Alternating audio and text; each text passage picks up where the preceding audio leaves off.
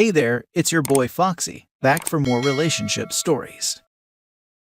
Am I wrong for reporting my nephew to the police after he stole and damaged my car? I'm 22 male, and I'm the product of an affair. My dad is about 25 years older than my mom, so all three of my siblings from him are 17 plus years older than me. I didn't have a relationship with that side of the family for majority of my childhood, but my dad and grandparents often sent money, holiday cards, birthday gifts, etc. I'm a lot closer to them now and had good relationships with all of my siblings, nieces and nephews until this happened. I own a 1976 Corvette Stingray that was gifted to me by my maternal grandpa when I turned 17. I've built this car up from a roller and it's my most prized possession. I went out of town for 2 weeks for work and left my car in my paternal grandparents' garage. I don't like keeping it at my place when I'm away for long because I don't live in the best area.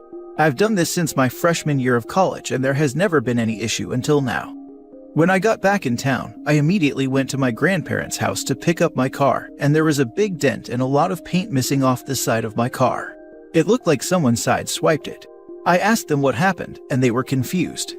When I showed them, they were as shocked as I was. They told me that my nephew Kevin, 25 male, had been messing around in the garage the previous weekend, but they didn't see him take the car at all. We checked their camera system and sure enough, he had taken my car. I tried to call Kevin but my number was blocked, so I called my brother and told him what Kevin did to my car. He said he'll ask him about it and recommended a body shop for the estimate and repair. When I got the estimate back, there was $3,700 in damages.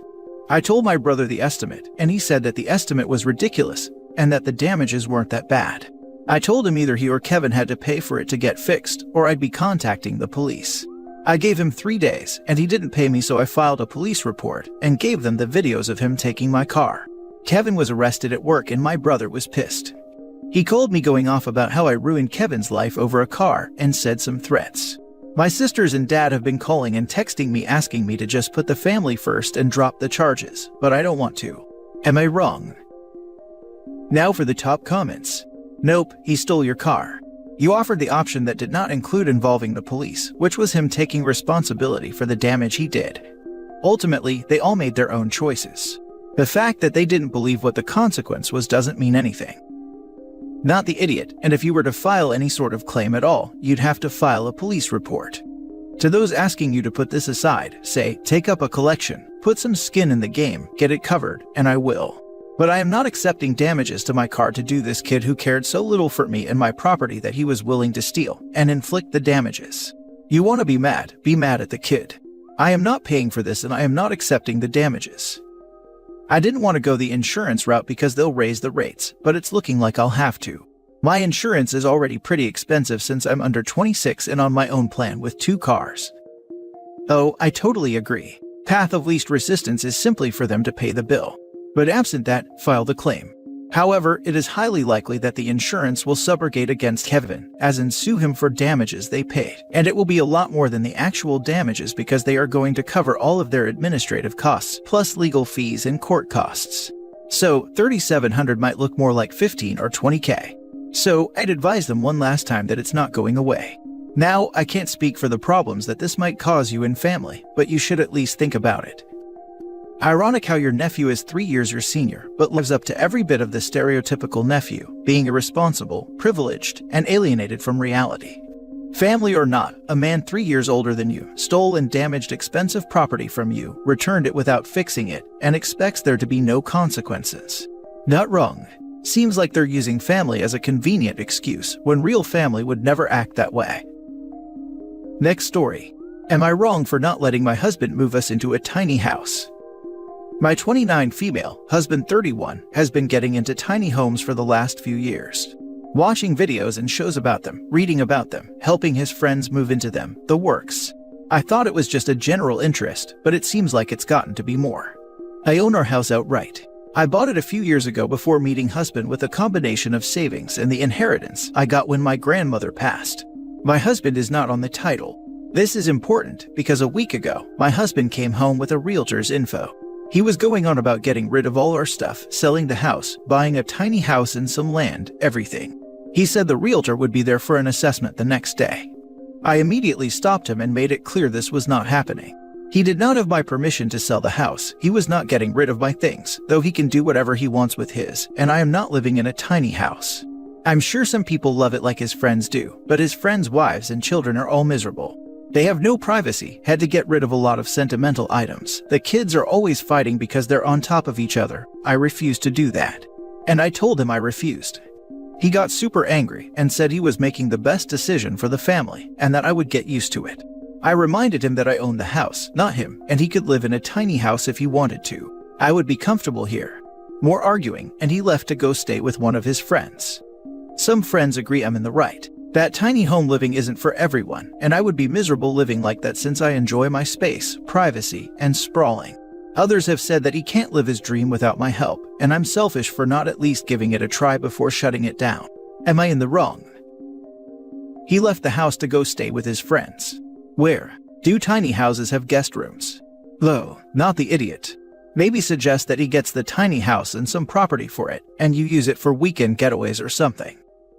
Or he can sample the lifestyle by putting a garden shed in the backyard and living there full time. That should settle his hash. I mean, that's a far better idea than, well, just try it for a while to see if you like it, like OP's friends are suggesting. If she doesn't like it, then what? Does she go back to her house that she no longer has, with all her belongings that she also no longer has? Yeah, and tiny houses have no resale value. Not wrong. It is very freaking weird that he arranged everything, including setting up an appointment for a realtor to come by the next day, without so much as a discussion. Something is seriously wrong here. But he's making the best decision for the family, and she should get used to it. Sounds like he is getting into or starting a cult. Not wrong. Am I the only one that thought he's got secret debt and is hoping the house sale would benefit him? I would not want to live in a tiny house. I like my space. Agreed. I think OP needs to discuss his finances with him and find out his motivation for the tiny house. Next story. Am I wrong for refusing to invite my twin sister to my wedding? So, I'm going to try keep a really long story concise as best as I can. I, female 28, and my twin sister Vicky were born to a teen mom who raised us the best she could, but lead us both to having very different ways of dealing with abandonment and an unstable home life.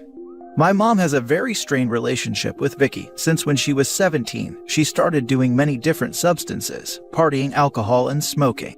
I, being her sister, always tried my best supporting her, as my mother did, but I was more a best friend, whereas my mom was the one to force her to sort her life out, rehab, etc.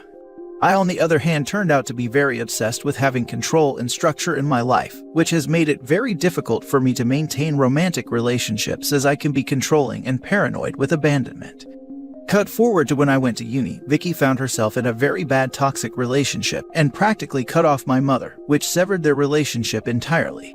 She eventually got pregnant and gave birth to my nephew in my second year at uni. After struggling with romantic partners all my life and having very short-term boyfriends, I met my ex-fiancé, let's call him Dave, who I genuinely thought I'd met the one. During this time, Vicky had broken up with her toxic ex and was now a single mother, so me and Dave would have her and my nephew over most weekends. I, however, fell pregnant, and a year after my daughter was born, Dave proposed. I had never been happier for starting my family. We decided to wait a year to get married and genuinely enjoyed our new family life. However, one weekend I decided to go see my mother and spend the day with her and my daughter, but we came home early since my mother became busy. When I arrived home, I saw Vicky's car outside, which wasn't unusual, and went inside. Nothing would have prepared me for what I would find. Vicky and Dave were alone together in my bedroom on my bed, and it seemed like the deed had already been done. I went straight to packing for me and my daughter and left. I gave Dave no chance for excuses and cut both of them out of my life entirely, except for allowing Dave visitation to our daughter. Jump forward 3 years, I have barely spoken to Vicky, except for when she pops back up into my life to apologize or explain. But I don't care. There is no excuse she could give me. I am now engaged to my beautiful fiancé Matt, and he loves my daughter and me more than I could ever imagine. Although my mother is now begging me to invite my sister to my wedding coming up in June, saying to put the past in the past, since my mother has been able to forgive her and mend their relationship. I refuse, which has caused tension. She's telling me this may be the only way to fix our bond, and for my daughter to have her aunt and cousin back. But I still refuse, so am I wrong? Now for the top comments. Majorly not in the wrong. Your sister made her bed, slept in it with your man, and had no remorse. If anything, your life would be better without her in it. Your sister made her bed. It was actually OP's bed, and it doesn't sound like sis made it, quite the opposite probably. Lol, so true. Mom needs to understand that now is not the time to start insisting OP invite a strange sis. It's her wedding and she doesn't need to deal with all of this nonsense. If mom wants to raise this after the wedding and honeymoon are over, then that might be more acceptable, but she shouldn't get her hopes up about any reconciliation ever. Not wrong at all. And not everything can be fixed. Your sister did the ultimate betrayal. You would not invite an ex-friend who did that to you to your wedding. Just because you share DNA with your sister doesn't change that. Your mother has a fantasy that all her kids will get along and will go back to the way it is. Your mother will never stop bothering you on that issue. I don't blame you. I would not invite her either if I were you. There is no excuse for what happened. Once again, not everything can be fixed. Instead of worrying about this, have a great time planning your wedding and getting married. Thank you for this. I've been feeling guilt due to it always being my mother and sister most of our lives, and now that's all changed. I don't want her in my life and have relatively moved past the whole situation, but it's my mother I don't want to upset. I'm more than a little appalled that your mother chose this to be the act that mended her fences with your sister. All the choices your sister has made that hurt your mother incidentally, and the one your mother chooses to stop holding grudges over is the targeted betrayal against you. That's freaking low. Last story. Would I be the idiot if I opt out of Thanksgiving with my parents because my brother and new wife, who left me out of their wedding, will be there? My brother and I are 8 years apart. I'm older. Since he was about 12, I have lived in another state. We aren't close, but we hang out a few times a year, and it's easy and fun. I recently moved to the same city as him and my parents. I envisioned us getting closer, but it never really happened. He's the king of I'll call you tomorrow with zero follow-up. It hurts my feelings, but I've accepted it and take what I can get. He got married this past September. I was told that there was no wedding party because his wife's family is too big for her to make a choice, and she didn't want to leave people out. I was given instructions to get a gray suit and that I'd be given a blue tie for pictures. The day of the wedding, I was hanging out in the men's dressing room, and I saw that my brother has a gold tie, and that his best friend has a gold tie, and that his old bandmate has a gold tie. Odd, but I didn't think too much of it. The ceremony started and I was sitting in the audience. Lo and behold, the music starts and there's a procession. My brother's 2 gold tie friends walk in and line up on stage left, and his wife's sister and her husband walk in and line up on stage right. The non-existent wedding party. At this point I have an almost out-of-body experience. The ceremony was a blur. After the ceremony, we took pictures, which means I took one picture with my brother and that was it. I spent the cocktail hour in a stall in the bathroom, embarrassed and hurt. I made it through dinner okay, and instead of cake, my brother had made a ton of his specialty cookies for dessert. I'm allergic to the recipe as is, but with a simple tweak I can have them. He didn't make any for me, or even warn me this was happening so I could bring my own dessert. Anyways, I left the second dancing started, and a week later sent the newlyweds a letter saying basically, I thought things would improve once I moved here, but this wedding has shown me that we don't have a relationship outside holidays at mom and dad's house. So let's just keep it real and I will see you there. Being disappointed all the time isn't healthy for either of us. The problem is that Thanksgiving is upon us, and not only will they be at my parents' house, but they are bringing a couple of friends with them, so I will be really outnumbered and uncomfortable. Would it be wrong of me if I opt out for this 1 year, stating it's too fresh of a wound for me and I'll see y'all at Christmas? No, you don't need to go. But your brother did nothing wrong. You do not need to put siblings in the wedding party just because. He had the desserts he wanted for his wedding. Your allergies are bad for you, but don't affect wedding desserts. But your brother did nothing wrong. He flat out lied to OP about there not being a wedding party. His brother didn't have to put him in it, obviously. But to outright lie and say that they weren't having one, rather than saying we aren't close enough for you to be in the party, is a total D move. Especially since he knew his brother was going to be at the wedding, and see that he intentionally lied. Of course OP felt humiliated. His brother didn't even have the decency to tell the truth. I feel like there's something missing here. We recently planned our wedding and we never had to tell our siblings that they weren't in the wedding party. If we didn't invite them to be a part of it, then their assumption was that they weren't in the party.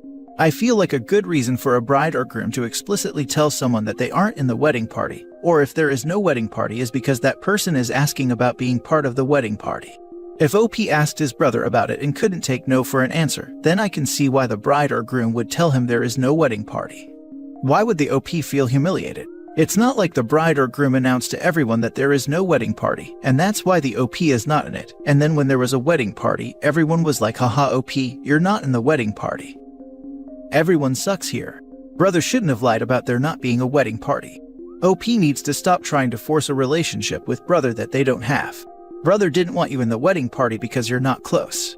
He didn't make you your own special cookies at his wedding because his wedding doesn't revolve around making sure you have a dessert. The letter to the newlyweds was pettiness overkill, but hopefully you mean it and you finally accept that you can't force a close relationship just because you want it.